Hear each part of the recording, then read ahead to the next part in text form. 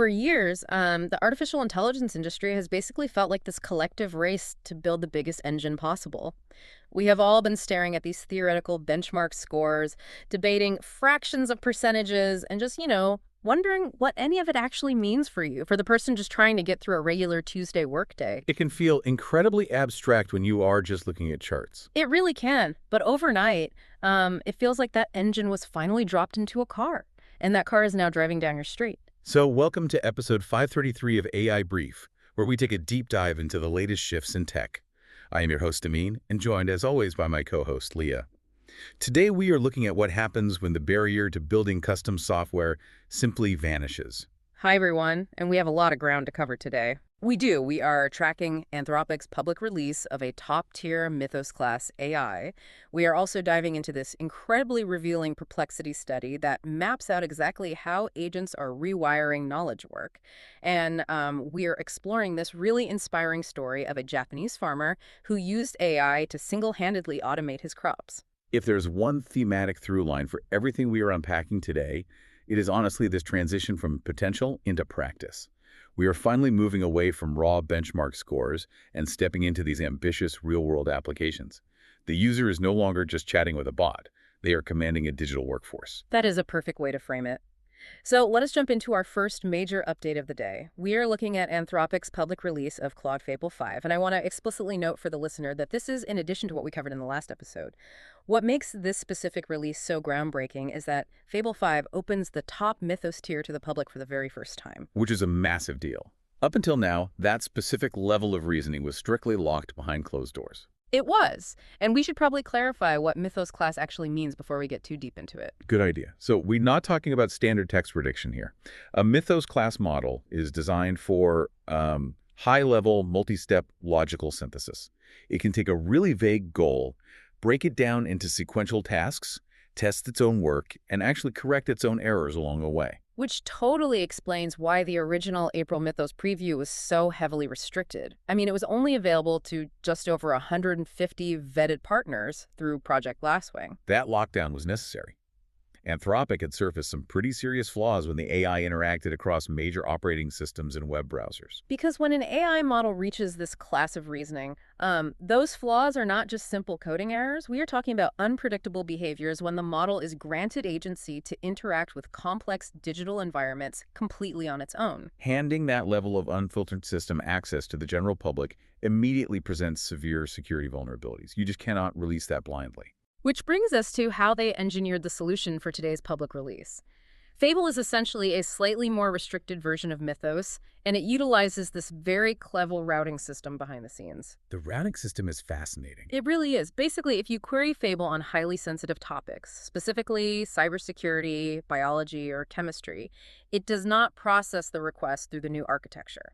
Instead, it automatically routes those specific queries to the older, highly vetted Opus 4.8 model. It's a dynamic delegation of risk. The user never even sees the handoff happen. It makes me think of a general contractor managing a huge skyscraper project.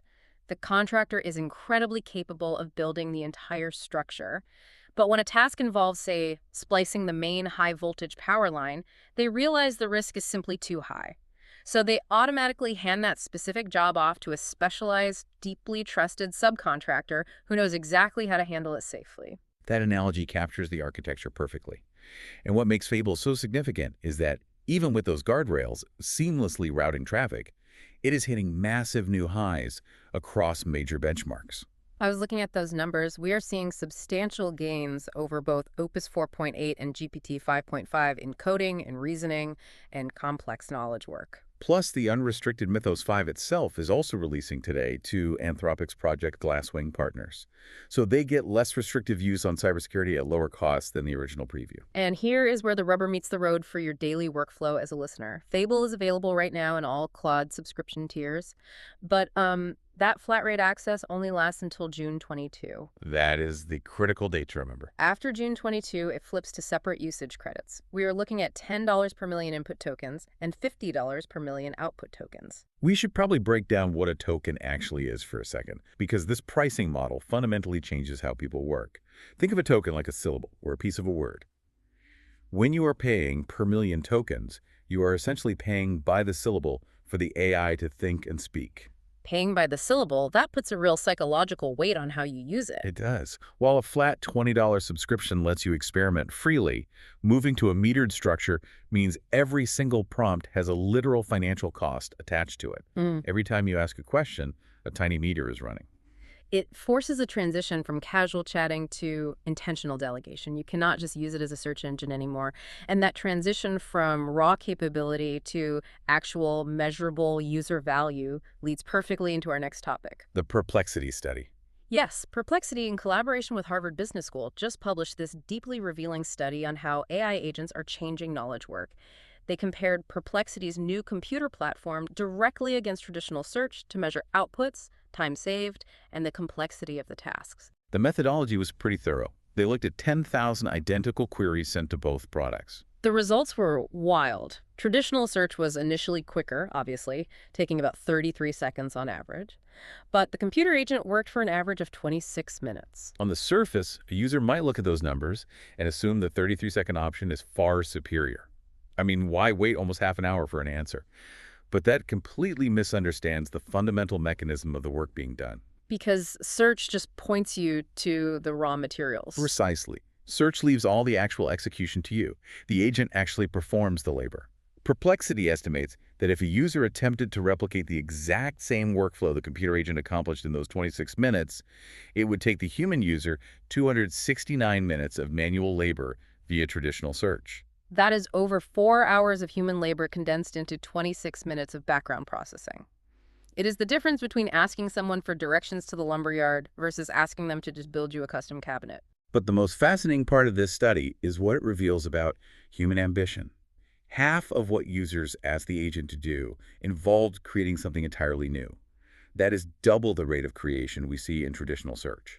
And the scope of the requests is expanding too. The amount of work requested that fell completely outside the user's own field of expertise climbed 9 points. It hit 59%. That behavioral data is the most critical insight in the entire report, honestly. You are not simply taking your existing workload and completing it faster. You are fundamentally changing what you attempt to achieve in the first place. Because the cognitive friction is gone. Exactly. Users are asking the computer platform for significantly harder cognitive work. They're requesting code, designing visual assets, and structuring complex documents across disciplines they have no formal training in. It demonstrates that the draw of AI agents is not merely efficiency, it is sheer ambition. You are acting with a level of scope you never would have attempted on your own. Speaking of sheer ambition, I want to look at the ultimate real-world example of this phenomenon. OpenAI just published a profile of Hiroki Tomiyasu. He is a self-taught farmer managing roughly 100 hectares in Hokkaido, Japan. That is a massive plot of land for one person to manage. It is huge. He grows soybeans, green onions, pumpkins, and broccoli. And he is managing this entire massive operation by using ChatGPT and Codex to build a custom suite of agricultural software. He is pulling and analyzing satellite imagery to monitor his crops and diagnose plant diseases. Just casually integrating satellite data into his daily routine. Just casually doing it. He built an entire Airtable hub to maintain meticulous records, pesticide logs, and fertilizer feeds. He even built a custom bot for the farm's group chat to coordinate daily operations. But the craziest part is the greenhouse control system. He set it up so he can raise and lower the physical vents via text message. He essentially lowered the barrier to complex automation so far that a single farm operator, without any corporate technical team or coding background, could architect a bespoke digital infrastructure. Yeah. He described the AI as an always available engineer sitting next to him on the tractor. Okay, but wait, I have to push back on one detail here. Pulling satellite data into an Airtable database is one thing. Giving an AI physical control over greenhouse vents via text message, that sounds like a severe security risk. What if the model hallucinates and decides to just leave the vents wide open in the middle of a blizzard? That is a crucial distinction to make, and it is a common misconception. The AI itself is not directly operating the motor on the vent in real time. Oh, I see. What Tomiyasu did was use Codex to write the deterministic Python scripts that operate the hardware. The AI generated the code, he verified it, and now that rigid, predictable code is what actually triggers the vent when he sends a text. He used the AI to build the tool, rather than letting the AI act as the operator. That removes the hallucination risk entirely. That makes much more sense. But it still raises a really provocative question regarding the business landscape. Does a success story like Tomiyasu's signal a threat to specialized agricultural tech companies?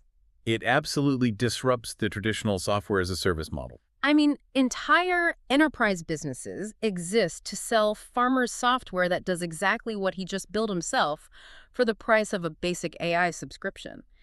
If a single farmer can architect bespoke software tailored to his exact soil and crops, what happens to the specialized vendors? We are witnessing the dawn of what is being called the self-aware era. Instead of waiting for an ag tech company to identify a problem, develop a generalized solution, and sell it back to the industry at a premium, you can simply build the exact tool you need the moment you need it. That farmer is not an anomaly either. We are actually seeing this exact shift in the data from the corporate side as well. Let us look at the broader landscape. I will hand the reins over to you to walk us through the other major developments we need to track today. We will begin with Google. They have just launched Gemini 3.5 Live Translate.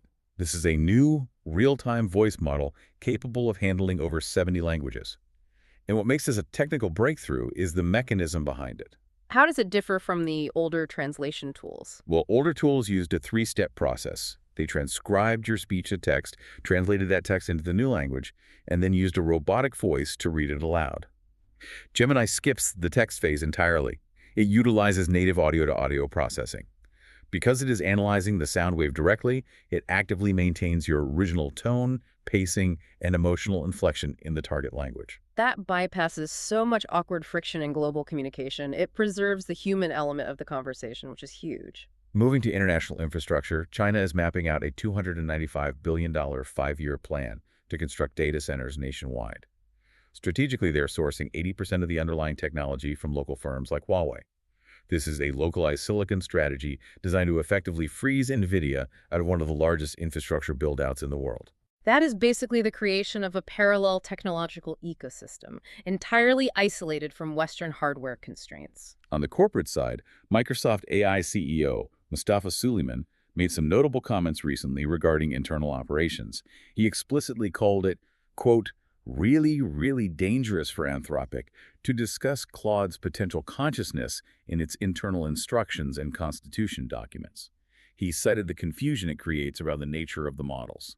It is a very clear dividing line in how different laboratories view the fundamental nature of what they're actually building. We're also seeing significant movement in regulation. New York just became the first U.S. state to require advertising agencies to explicitly disclose the use of AI-generated actors in their campaigns. This legislation shifts the burden of proof to the ad agencies themselves, and it is enforced with $1,000 fines per violation. It was heavily backed by Hollywood's SAG-AFTRA union. It sets a tangible precedent for commercial media enforcement rather than just relying on vague guidelines. Meanwhile, OpenAI has released a highly requested feature for ChatGPT. We are talking about interactive inline charts. Users can now generate, hover over, and dynamically manipulate data graphs directly within the chat flow. Visualizing data without constantly exporting it to Excel is going to be a massive upgrade for daily workflows. Finally, returning to the concept of the self-aware era, Lovable, which is a startup focused on what they call vibe coding, has officially crossed $500 million in annualized revenue. They are facilitating 1 million weekly projects. Their new Build Economy report highlights a fascinating demographic shift. 80% of their users are completely non-technical, and 66% work outside of the technology sector entirely. They are primarily driving innovation in education, retail, and media. That perfectly echoes the story of the Japanese farmer we talked about earlier. It is all about handing architectural power to the edge user. Let us bring all of these concepts down to the ground level and look at practical applications. We have a list of today's trending AI tools, and we're going to break down exactly how you can put them to work in your own life. First up is Claude Fable, which we discussed earlier. This is Anthropic's new frontier model for high-level reasoning. Practically speaking, this is now your definitive go-to platform for tasks requiring deep, multi-step logical synthesis. If you have a complex legal document or a dense research paper that needs to be analyzed for contradictions, Fable is engineered to hold that intricate logic together without losing the thread. Next is Gemini 3.5 Live Translate, utilizing that native audio-to-audio processing across 70 languages. This is an absolute game changer for hosting seamless international Zoom calls. You no longer need to pause and wait for a human translator to catch up. You can speak naturally, and your counterpart hears your exact intonation in their native language in real time. Then we have North Minicode, This is Cohere's first open-source agentic coding model designed specifically for local automation. Because it can be run locally on your own machine, it is perfect for developers working on proprietary software. You get advanced code assistance without ever sending your sensitive, unreleased data up to a public cloud server. I want to look at Kimi Work next. This is Moonshot's desktop agent that is capable of running up to 300 parallel agents simultaneously. The idea of running 300 agents sounds like it would melt a standard laptop processor. It definitely would if you ran it locally, but the mechanism here is cloud-based delegation. You are basically hiring 300 digital interns to work in the cloud simultaneously. Its best use case is executing simultaneous web scraping and data gathering tasks. If you need to monitor pricing changes across 500 different competitor websites every hour, Kimi Work handles it effortlessly. Next on the list is Zed. This is a next-generation code editor explicitly designed for high-performance collaboration between humans and AI. It is not just a text editor. It is essentially a multiplayer environment. It is ideal for remote development teams pairing up to architect highly complex software structures in real time, with the AI acting as an active participant, anticipating the next lines of code. Then there is Demi. Demi drafts replies in your unique voice, books your meetings, and keeps important email threads moving forward. It functions as the ultimate virtual executive assistant. By analyzing your sent folder, it learns your specific cadence. If you are a professional drowning in your inbox, Demi can surface the 3 emails that actually matter, draft responses that sound exactly like you, and archive the rest. We also have Buda. This is a cloud-native, multi-agent workspace designed for building fully automated workflows. Think of it as a way to replace static Zapier connections with smart reasoning agents. Instead of a rigid rule that says, if X happens, do Y, Buda uses agents that can adapt. If an incoming invoice is formatted strangely, the agent reasons through the layout and extracts the data anyway, rather than just failing out. And finally, SciDraw. This is an AI specifically engineered for creating publication-ready figures, diagrams, and complex data charts. If you have ever tried to format a chart for a medical journal or an academic paper, you know how incredibly frustrating the specific formatting rules can be. SciDraw automates that exact pain point, ensuring your data is visually compliant before submission. As we wrap up today's deep dive, I want to leave you with a final thought to mull over. Tying back to our first story about Anthropic's new token pricing, we are seeing a clear trend where frontier models are moving towards strict per-token billing after their initial free periods. When every single syllable you send to an AI and every syllable it generates in response costs a fraction of a cent, the financial friction becomes tangible. Will this structural shift force us to become drastically more intentional and precise with our prompts?